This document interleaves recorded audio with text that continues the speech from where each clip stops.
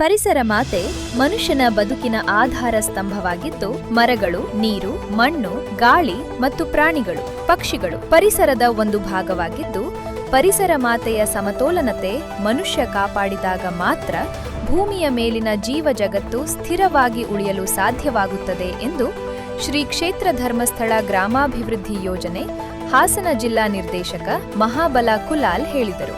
ಅವರು ಶ್ರೀ ಕ್ಷೇತ್ರ ಧರ್ಮಸ್ಥಳ ಗ್ರಾಮಾಭಿವೃದ್ಧಿ ಯೋಜನೆ ಬಿಸಿ ಟ್ರಸ್ಟ್, ಗಂಡಸಿ ವೃತ್ತ ಮತ್ತು ಗಂಡಸಿ ಸಂತೆ ಮೈದಾನ, ಸರ್ಕಾರಿ ಪದವಿ ಪೂರ್ವ ಕಾಲೇಜು ಪ್ರೌಢಶಾಲಾ ವಿಭಾಗದ ಪ್ರಕೃತಿ ಈಕೋ ಕ್ಲಬ್ ವತಿಯಿಂದ ಗಂಡಸಿ ಸಂತೆ ಮೈದಾನ ಕಾಲೇಜು ಮೈದಾನದಲ್ಲಿ ಶುಕ್ರವಾರ ಏರ್ಪಡಿಸಿದ್ದ ವಿಶ್ವ ಪರಿಸರ ದಿನ ಕಾರ್ಯಕ್ರಮ ಉದ್ಘಾಟಿಸಿ ಮಾತನಾಡುತ್ತಾ, ಜಾಗತಿಕ ತಾಪಮಾನ ಏರಿಕೆ, ಪರಿಣಾಮ ಬರ, ಪ್ರವಾಹ, ಭೂಕುಸಿತ ಹಾಗೂ ಹವಾಮಾನ ವೈಪರೀತ್ಯಗಳು ಹೆಚ್ಚಾಗುತ್ತಿದ್ದು ಅರಣ್ಯಗಳ ನಾಶವೇ ಮೂಲ ಕಾರಣ.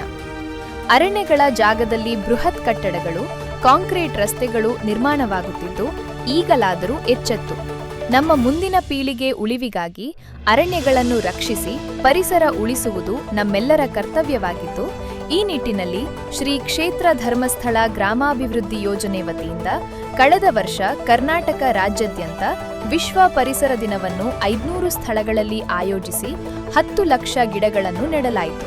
ಕಾಡು ನಾಶದಿಂದ ಮಾನವ ಮತ್ತು ಪ್ರಾಣಿಗಳ ನಡುವಿನ ಸಂಘರ್ಷ ತಪ್ಪಿಸಲು ಕಾಡುಗಳಲ್ಲಿ ಬೀಜದ ಉಂಡೆ ಎಸೆಯುವುದು, ಅರಣ್ಯಕ್ಕೆ ಹೊಂದಿಕೊಂಡಿರುವ 1,000 ಕೆರೆಗಳನ್ನು 90 ಕೋಟಿ ವೆಚ್ಚದಲ್ಲಿ ಹೂಳೆತ್ತಲಾಗಿದೆ. ವಿದ್ಯಾರ್ಥಿಗಳು ತಮ್ಮ ಜನ್ಮದಿನವನ್ನು ಕೇಕ್ ಕತ್ತರಿಸುವ ಮೂಲಕ ಆಚರಿಸುವ ಬದಲು ತಮ್ಮ ಜಮೀನುಗಳಲ್ಲಿ ಗಿಡ ನೆಡುವ ಮೂಲಕ ಆಚರಿಸಿ ಎಂದರು. ಕಾರ್ಯಕ್ರಮದಲ್ಲಿ ಪ್ರಾಂಶುಪಾಲ ಹನುಮಂತಯ್ಯ, ಪ್ರೌಢಶಾಲಾ ವಿಭಾಗದ ಮುಖ್ಯ ಶಿಕ್ಷಕ ಪ್ರಸನ್ನ, ಹಾಸನ ಜಿಲ್ಲಾ ಕಾಂಗ್ರೆಸ್ ಪ್ರಧಾನ ಕಾರ್ಯದರ್ಶಿ ವೆಂಕಟೇಶ್, ಕೋಳಿ ಅಂಗಡಿ ಗಿರೀಶ್, ಪಿಎಸಿಸಿ ಬ್ಯಾಂಕ್ ಅಧ್ಯಕ್ಷ ಅಣ್ಣೇಗೌಡ, ಗ್ರಾಮ ಪಂಚಾಯಿತಿ ಕಾರ್ಯದರ್ಶಿ ಪ್ರಸನ್ನಕುಮಾರ್, ಮಾಜಿ ತಾಲೂಕು ಪಂಚಾಯಿತಿ ಸದಸ್ಯ ಕೃಷ್ಣೇಗೌಡ, ರಾಜೇಶ್, ಅನಿಲ್ ಕುಮಾರ್, ಗುರುಮೂರ್ತಿ, ಧರ್ಮಸ್ಥಳ ಸಂಘದ ಪ್ರತಿನಿಧಿಗಳು, ಉಪನ್ಯಾಸಕರು, ಶಿಕ್ಷಕರು ಹಾಜರಿದ್ದರು. ರಾಷ್ಟ್ರದೆಲ್ಲೆಡೆ ವಿಶ್ವ ಪರಿಸರ ದಿನಾಚರಣೆಯನ್ನು ಆಚರಣೆ ಮಾಡ್ತಾ ಇದ್ದೇವೆ.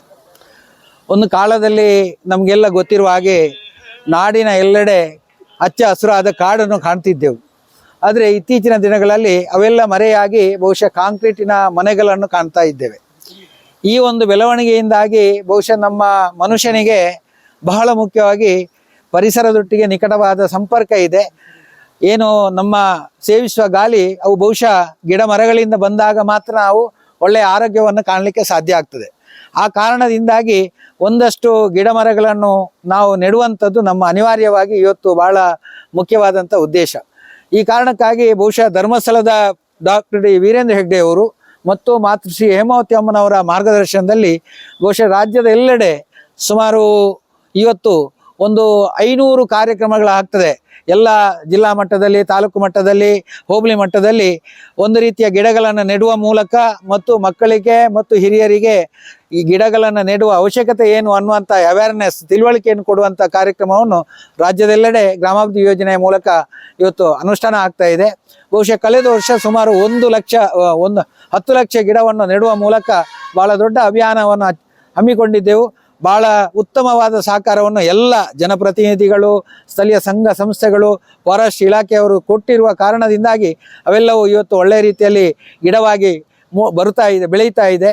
ಬಹುಶಃ ಧರ್ಮಸ್ಥಳ ಗ್ರಾಮಾಭಿವೃದ್ಧಿ ಯೋಜನೆ ಏನು ಪರಿಸರಕ್ಕೆ ಕೊಡುಗೆಯನ್ನು ಕೊಟ್ಟಿದೆ ಅಂತ ಹೇಳಿದರೆ ಬಹಳ ಮುಖ್ಯವಾಗಿ ಸುಮಾರು 46 ವರ್ಷಗಳಿಂದ ಒಂದು ನೆರಳನ್ನು ಕೊಡುವ ಕೆಲಸ ಆಗ್ತದೆ. ಅದರಿಂದ ಒಂದಷ್ಟು ಪ್ರಾಣಿ ಪಕ್ಷಿಗಳಿಗೆ ಆ ನೆರಳನ್ನು ಅವಲಂಬಿತವಾಗಿ ಅನ್ನಂಪಲಿರ್ಬೋದು, ನೆರಳಿರ್ಬೋದು ಸಿಗುವಂಥದ್ದಾಗ್ತದೆ. ಈ ಹಿನ್ನೆಲೆಯಲ್ಲಿ ನಾವೆಲ್ಲ ಒಂದು ಅರ್ಥಪೂರ್ಣವಾಗಿ ನಮ್ಮ ಬರ್ತ್ಡೇ ಇರ್ಬೋದು ಅಥವಾ ಇನ್ನಿತರ ಕಾರ್ಯಕ್ರಮಗಳ ಮಧ್ಯದಲ್ಲಿ ಗಿಡಗಳನ್ನು ನೆಡುವಂಥ ಹವ್ಯಾಸವನ್ನು ಬೆಳೆಸಿಕೊಂಡ್ರೆ ಬಹುಶಃ ನಾಡಿನೆಲ್ಲೆಡೆ ಒಂದು ಹಚ್ಚ ಹಸಿರಿನ ಒಂದು ವಾತಾವರಣವನ್ನು ಮತ್ತು ನಮಗೆ ಏನು ಸೇವಿಸುವ ಗಾಳಿಯನ್ನು ಕೂಡ ಶುದ್ಧವಾದ ಗಾಳಿಯನ್ನು ಪಡೆಯಲಿಕ್ಕೆ ಸಾಧ್ಯ ಇದೆ. ಮತ್ತು ಪರಿಸರವನ್ನು ನಮಗೆ ಮತ್ತು ಮುಂದಿನ ಪೀಳಿಗೆಗೆ ಇದೇ ರೀತಿ ಹಚ್ಚ ಹಸಿರಾಗಿ ಕೊಡುವಂಥ ಕೆಲಸ ನಮ್ಮಿಂದ ಆಗಲಿ ಅಂತ ಹೇಳುತ್ತಾ ಅವಕಾಶಕ್ಕೆ